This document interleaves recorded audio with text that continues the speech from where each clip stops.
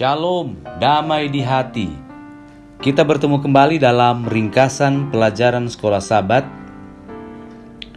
yang sudah memasuki pelajaran 13 dari triwulan ketiga dengan judul istirahat yang terakhir. Sepanjang triwulan ini kita banyak berbicara tentang istirahat dalam Kristus yang mencakup pribadi kita, juga rumah tangga kita, istirahat di dalam komunitas kita, dan juga apa yang Tuhan maksudkan dalam istirahat yang sesungguhnya sesuai dengan hukum Tuhan, yaitu hari Sabat, satu hari yang dikuduskan Tuhan untuk kita mengalami istirahat yang penuh di dalam Tuhan. Dan pada pelajaran yang terakhir ini kita akan membahas tentang istirahat yang terakhir. Ayat pendukung atau ayat hafalan, ayat inti daripada pelajaran ini diambil dari 1 Korintus pasal 2 ayatnya yang ke-9, berbunyi demikian. Tetapi seperti ada tertulis, apa yang tidak pernah dilihat oleh mata dan tidak pernah didengar oleh telinga, dan yang tidak pernah timbul di dalam hati manusia, semua yang disediakan Allah untuk mereka yang mengasihi Dia. Nah, pada pelajaran yang terakhir ini, dan memang judulnya adalah istirahat yang terakhir, kita akan melihat bagaimana istirahat sebelum kita menghadapi istirahat yang terakhir, yaitu di dalam kerajaan sorga ketika Tuhan Yesus datang kedua kali. Karena indikasi daripada ayat yang tertulis pada ayat hafalan kita adalah segala sesuatu yang tidak pernah kita lihat, tidak pernah kita dengar, tidak pernah yang timbul ketika kita ada di atas dunia ini, itulah yang Tuhan sediakan dalam kehidupan kita nanti ketika kita tiba berada dalam kerajaan sorga. Namun sebelum kita tiba dalam istirahat yang terakhir di dalam kerajaan sorga, kita akan mengalami apa yang disebut dengan istirahat di akhir zaman. Ya, istirahat di akhir zaman. Saya bagi dalam 3 bagian, yaitu yang pertama istirahat di akhir zaman, dan kemudian istirahat dalam kematian, dan kemudian istirahat yang sejati, yaitu pikiran dan jiwa. Nah, mari kita bahas, kita melihat rangkuman ini satu persatu. Istirahat di akhir zaman. Istirahat di akhir zaman adalah istirahat di tengah-tengah pergolakan dunia di akhir zaman menjelang kedatangan Yesus yang kedua kali.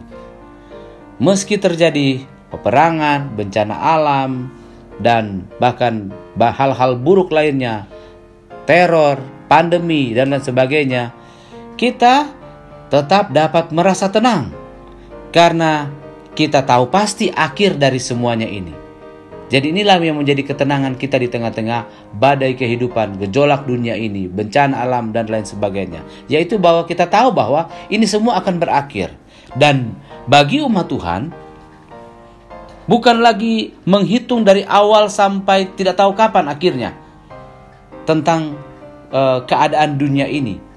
Tetapi kita sudah tahu akhirnya, sehingga kita dapat menghitung mundur dari titik yang agak jauh, kemudian turun sampai kepada titik yang paling akhir, yaitu titik 0.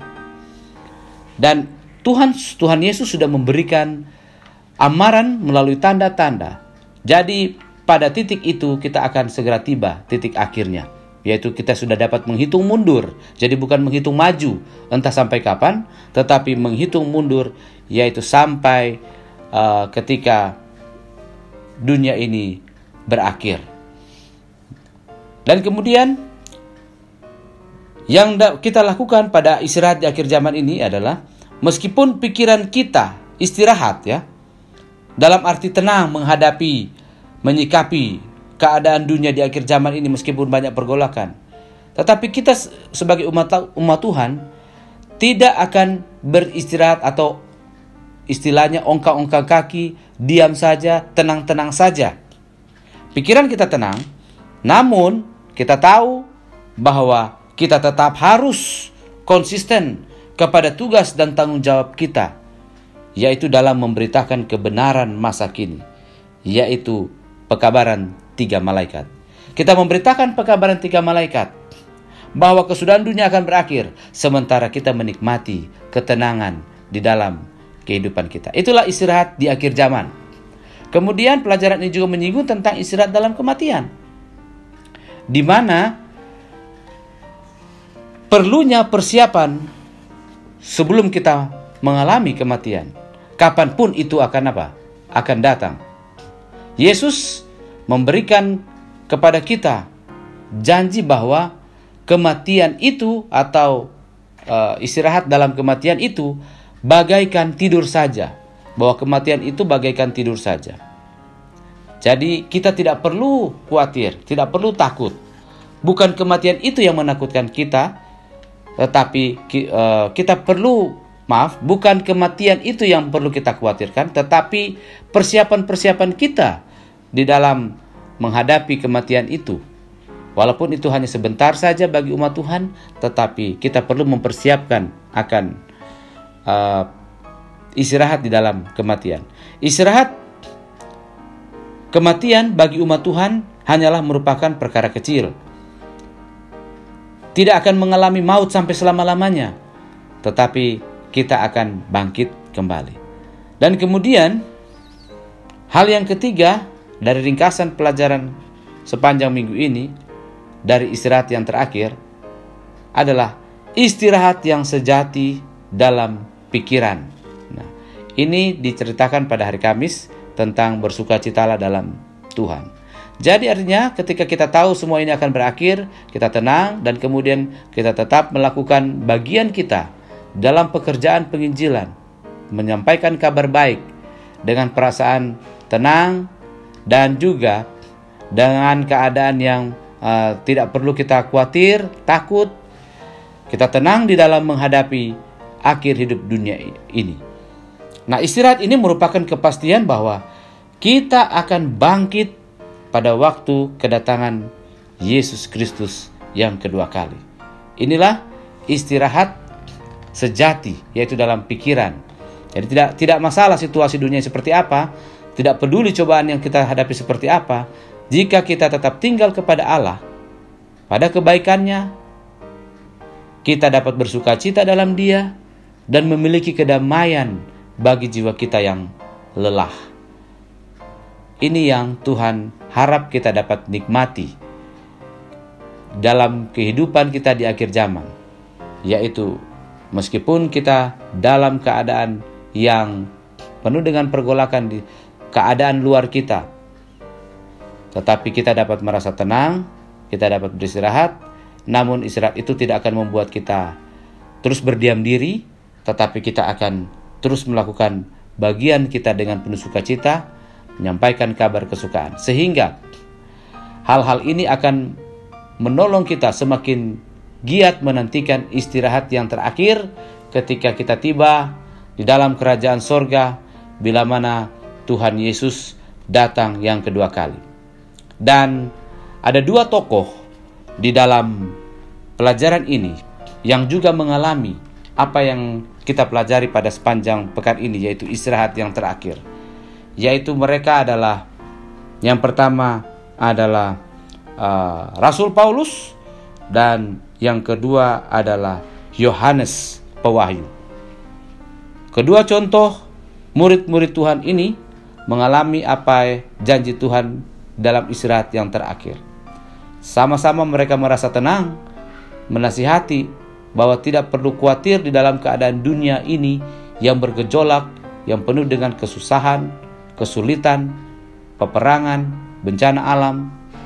Tidak perlu khawatir, tapi mereka tetap juga memberitakan Injil, kasih Tuhan, meskipun keadaan mereka tidak baik, meskipun mereka mengalami ancaman penganiayaan.